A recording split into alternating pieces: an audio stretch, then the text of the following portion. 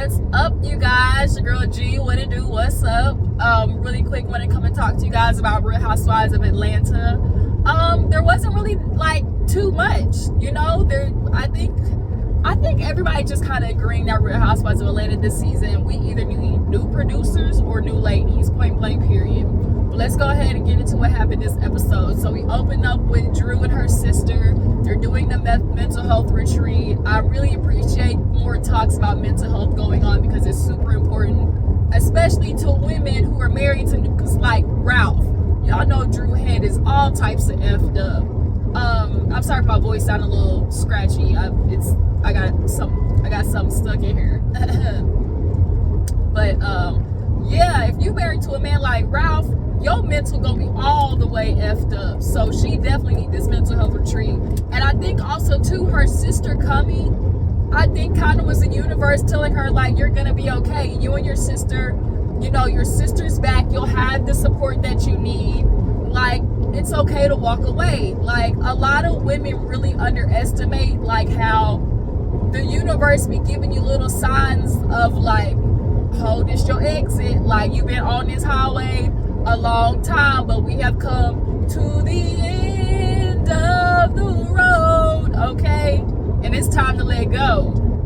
So yeah, the ladies were in there talking about the retreat. What happened after that? Let me think. I watched the episode like only once. Sheree went to go shopping for Gotti. You know, she had the birthday or whatever stuff planning that he was doing. They asked what type of gift that she got for her birthday. She's like, I got an Alexander McQueen bag. And you know, Martell, he doesn't buy like high-end expensive gifts. Martell don't buy period. Because he broke, like a different type of broke, like filing bankruptcy broke. Like Melody had all the money broke. And that's why he mad at her, because his life was just, and he blaming her. But really, it's your problems, nigga, broke. Like homosexual broke. Like men like Martell make me sick. But yeah, Sanya reveals to Ross that they got a baby on the way. Okay, Ross came back from Austin and gifted her a rollie. It's a rollie, not a stoley. I always think of that on Friday After Next. He said not the rollie, he said now it's a stoley. But yeah, so you know, Sanya lets Ross know. It makes me hella nervous for them. Like, girl, you think y'all already got distance between y'all when this second baby get there? And the fact that your sister and your mammy moved out, girl, Sanya, you are in for a rude awakening, okay? So they go downstairs and they try to do the announcement to their family, and they asses got the t-shirts backwards. Let me hit my brake. Brake. Okay. All right, yellow light. Sorry, y'all. I didn't want to hit my brakes just like too damn hard. Yeah, so they went to turn around on the shirts, and they asses were backwards. Instead of weird pregnant, it said pregnant weird. The sister saw it immediately, but the dad and the mom was like, wait, what? And she was like, look. And so she was like, congratulations. The dad was like, you know, bup, you know, like shots fired, real Jamaican bass. And immediately the sister was like, congratulations. Yeah, we're getting an apartment. Like, no, you ain't got to worry about me. You do not have to worry about me. Like, the sister said, I'm Audi 5000. It is clear that I think her sister's name is Sandra. She has enough to worry about while her nigga ain't got her out of her sister's house yet. He clearly got real comfortable. And they gonna move out to a apartment complex that I guess is the same as where the mom and dad are going. Sanya, like I'm telling y'all, Sanya does not know what she is in for. And you said you already wasn't having help with the first baby with Ross, and the way that he's gone all the time. Yeah, it's gonna. You think Ralph and Drew have issues like Sanya and Ross? They gonna be next, cause she's like, yeah, you know, it's gonna be time for me to have to buy a nanny, or like, you know, to get a nanny, and you're gonna be real tired of paying for a nanny when you have free a nanny that was free $99. And best believe when Sanya is short noticed, and she gonna do what she usually do. Call the sister real quick. Can you watch the kids? You know, really fast. My nanny, you know, called out last minute. I.e., I didn't feel like paying for a nanny. Bitch, can you watch them? Type stuff. Like, like, Sanya, you really are selfish. Like, I don't think because in her mind, she always talks about, I always had this mind, this dream in my head that we all be together creating this big empire. No, you had this dream in your mind to be able to keep people around that would handle your shit for you. Like, that's for real, for real.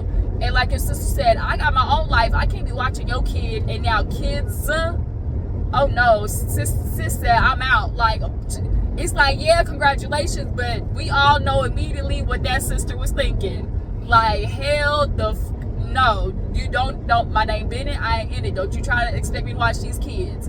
And Sanya, everybody thinking the same thing with you and Ross, or with Ross in particular. But we gonna let you have your moment, child. Moving on. So, so Drew and Ralph go on a date, you know, because Dr. Ken told them y'all need more date nights. All couples need date nights, right? This date night went to hell. So he started with, oh, if I get a strike, you can call me daddy. I was like, ugh. Like, these dudes, like, y'all really do want to be girls' daddies. Y'all want to be able to say whatever and her just shut up and be obedient, as you like to say, being obedient wife. Just shut up and take it. And it's like, how do you expect somebody with free will and free autonomy to just roll behind somebody, and then if they see flashing red signs, be like, I'm gonna ignore it because my man told me to ignore it? No, I'm not. That's a lot of reason why women are in trouble now for themselves, because they were just taking what their husband was saying and not checking him. But then it went from that to, you know, Drew talking about, well, you know, things are crazy, you know, Dr. King, you know, I am struggling with you because, like, you stopped going to therapy. And here go Ralph with his old bitch ass, like, trying to come up with crappy excuses of why he's not going to therapy. Oh, well, you know, it's just, oh, it's from one problem to the next problem to the next problem. You know, that's kind of how it works. Like, you bring a problem to therapy and you discuss it. That's how it works, Ralph. The fact, a lot of men always talk about their mental health, but they never want to go to therapy, because at the end of the day, they like being able to take their problems out on women, period. Women are always going to be the scapegoat for men who don't want to handle their issues. Ralph doesn't want to change his behavior because it's been working for him thus far. And a lot of therapy for men is unlearning the patriarchal behavior. And we all know it serves them. But Drew was like, look, I'm, you know, finished the contract with Todd. I'm going to be gone for 10 days. Like, I'm going to need you to step up. He's like, well, you know, you're now booked and busy, but, you know, I've always been busy, so I don't know how this is going to work, you know. And she's like, well, Todd had daddy daycare. And he's like, but I ain't Todd. Like, this is the shit that women always have to deal with. Like, they're always there for y'all. Y'all don't never have to, a man never has to be like, let me get a babysitter, or let me make sure the kids are okay, because y'all know your woman got it. But a women, a lot of the times when it comes to them stepping away from their children, they can't just be like, oh, my husband got it. No, 9 times out of 10, they setting up itineraries, already prepping the clothes for the kids, prepping food, everything, because husbands are slow, okay? And they don't want to learn different behavior, point blank, period. And so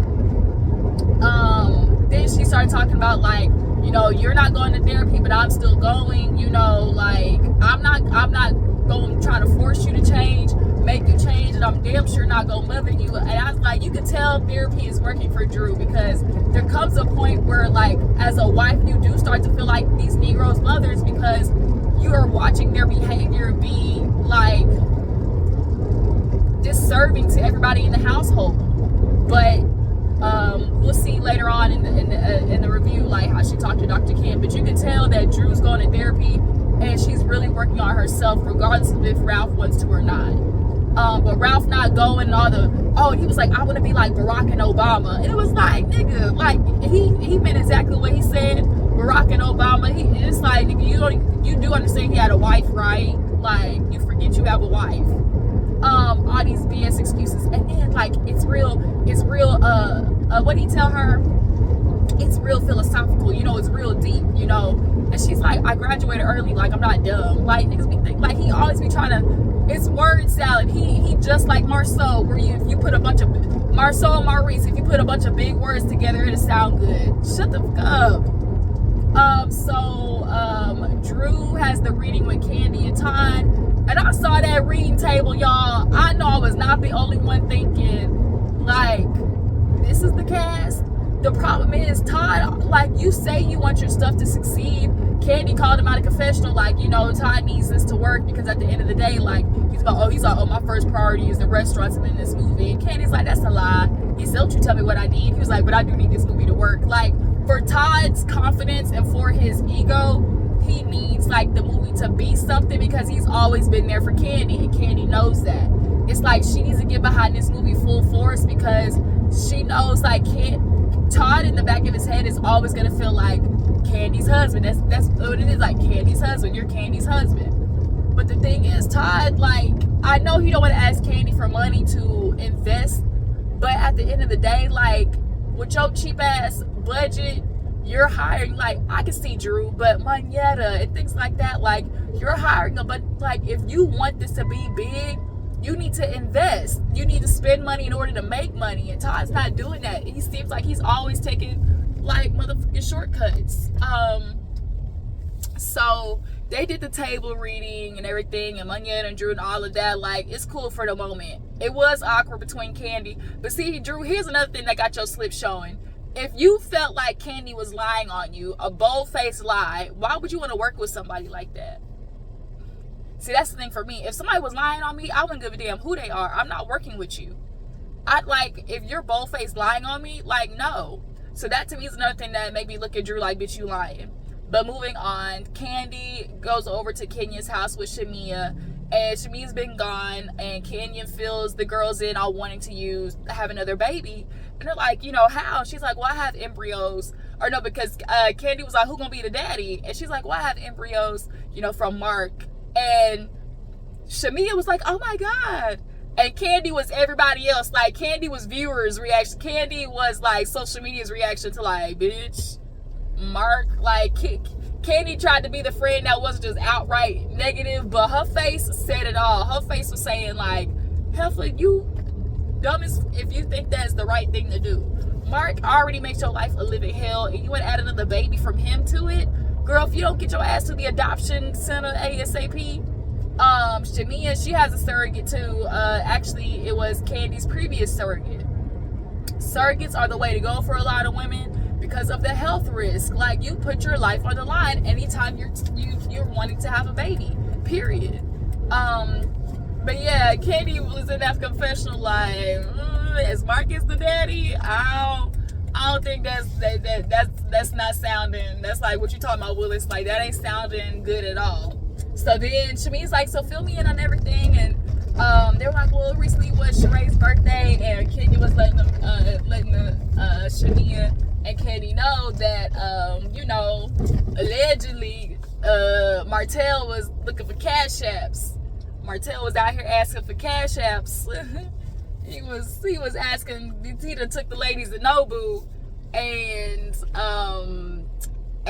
when they got done, was basically asking the ladies to cash app his ass, and that sound about right. That sound about right, because Martell asked. We all know he ain't got the money. See, Martell thought he was doing it big by trying to show up, you know, love and marriage by coming to Bravo, you know, because they're, you know, a little, you know, of the upper echelon. But the problem is, Martell, when you roll with the upper echelon, you gotta have a bank account that screams upper echelon, and it don't. Like, for real, it don't. So, at the end of the day, point blank period, since he was the one to invite everybody out, and it's your girl's birthday, your woman that you're talking to birthday, bare minimum, people would expect you to pick up the motherfucking tab. Point blank period. And Sheree over there trying to make excuses in the after show for him. Well, why would your husband, why would he want another man to pay for his food anyways? Like, Sheree don't shut up. The problem is Sheree overtalks people, and she knows she's doing it because she knows the point that's being made against her is valid. So instead of shutting up, she overtalks people, yells, and just keeps blobbering because she don't want to listen to the truth. Yeah, the ladies was basically gagging like, Sheree, here you go picking these lame ass niggas again to be your man. First it was Bob, then it was a convict, now it's Martell, the homosexual. Like, girl, what is you doing? So it's time for the retreat, and everybody shows up wearing white. Our sister Alyssa or Allison or something like that, she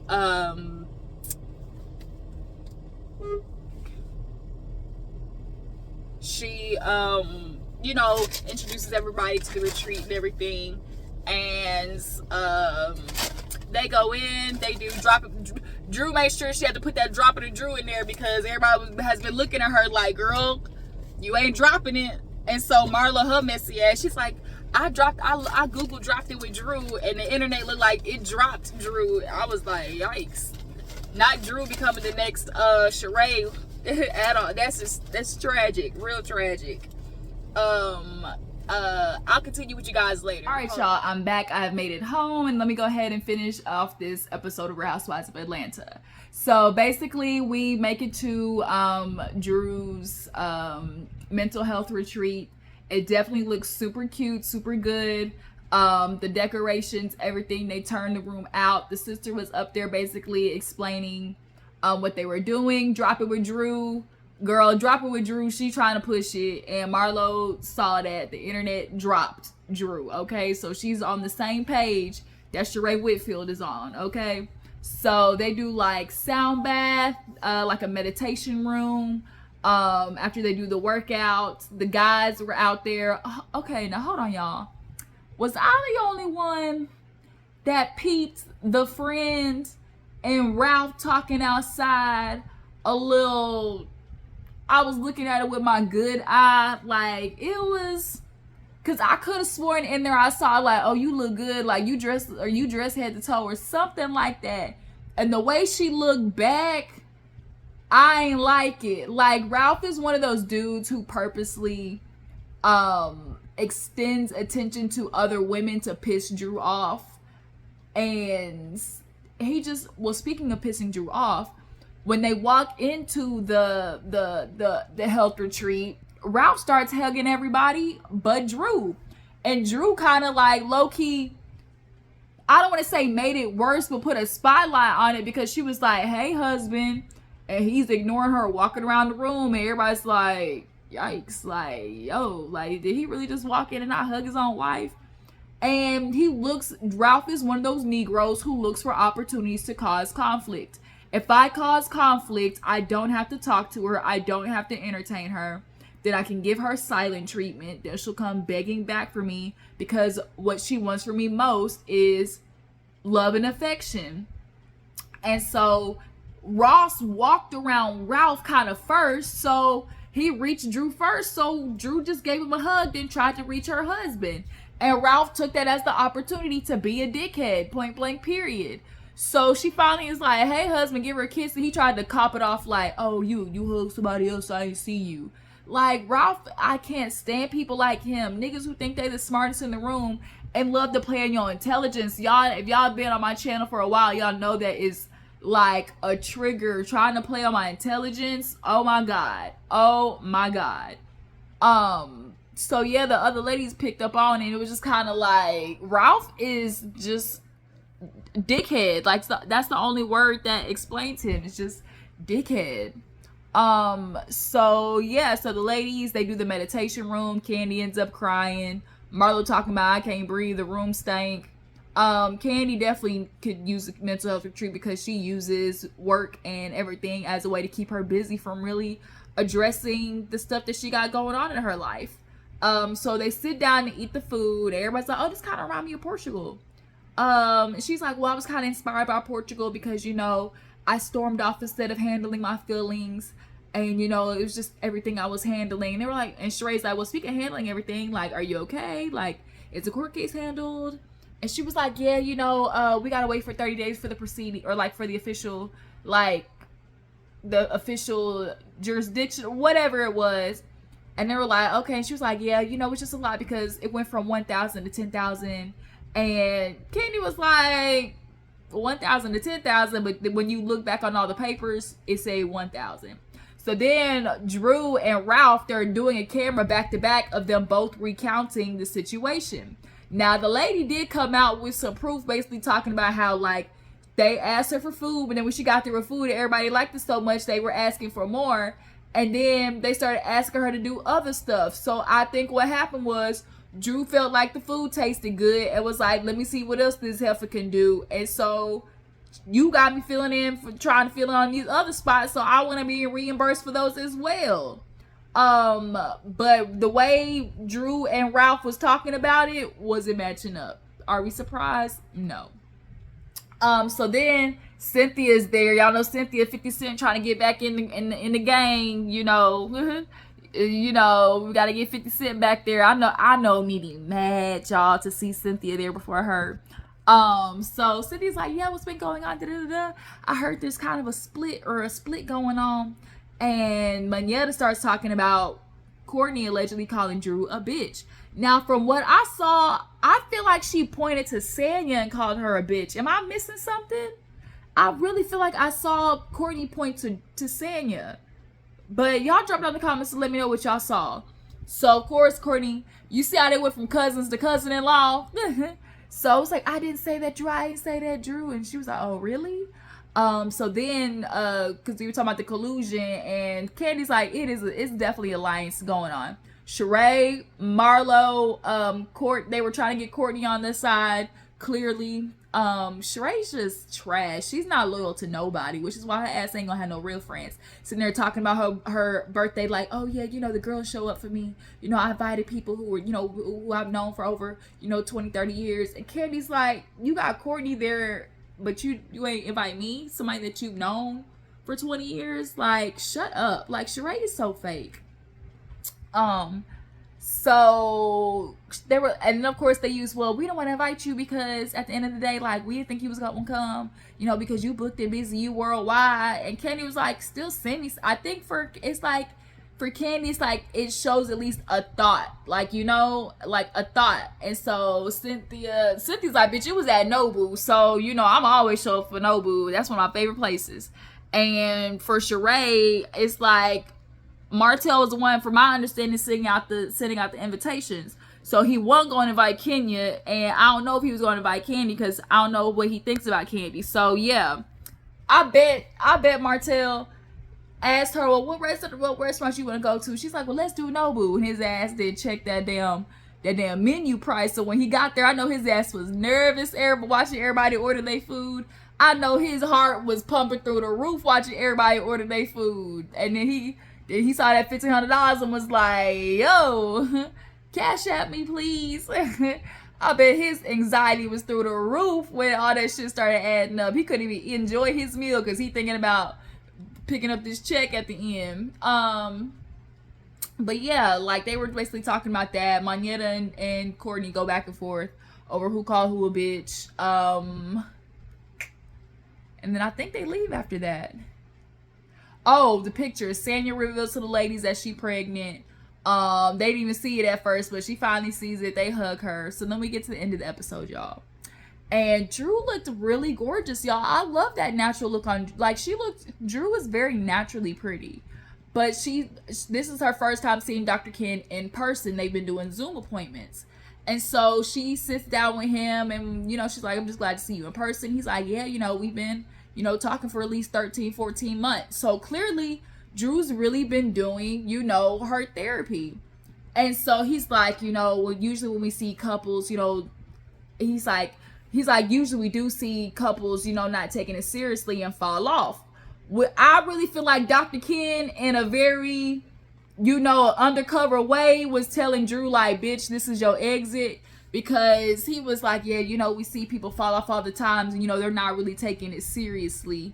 And she's like, you know, I'm just starting to realize, like, me and Ralph, like, we're maybe starting to value certain things. And I'm just telling him, like, now, like, I am no longer putting up with that. And he's like, it sounds like, you know, there goes Drew, like, there she is. It sounds like, you know, she's no longer being gaslit. And so the fact that he even said the words like that, like, you're no longer, like, you're deciding not to be gaslit anymore, you know, it means that he's probably seen the shit in the therapy sessions with Ralph and Drew. He called him a maniac. So he clearly sees some characteristics in Ralph that aren't, you know, good for a marriage. And so he was like, now that you've become this new woman who's speaking up for herself, where does that leave your marriage? Because at the end of the day, for a lot of men, there comes almost like this reckoning where like women like wake up almost, and they start not being the easy go along, you know, I'll do whatever he say, you know, type woman. They start requiring more out of their men, and men don't know what to do with that. And then also they don't want to go to therapy to alleviate it, because it's like, I've been benefiting off this system the whole time. Of course I don't want the shit to change. But she was like, I don't know where like it leaves us. And he's like, basically you just start asking yourself like, how much can I take? And for a lot of women, they will take some shit a long ass time. But clearly for Drew, was like, she came to the end of the road. So yeah, I definitely saw Dr. Ken kind of dropping hints like, bitch, this might be it. So yeah, you guys, thoughts for Housewives of Atlanta. Y'all tell me what you think about the episode. Do you guys feel like Martell should have paid for the dinner? Do you guys feel like there is an alliance going on? And how do you guys feel about Cynthia coming back for Housewives of Atlanta? How do y'all feel about that? I appreciate you for tuning in. I'll catch you later. Bye.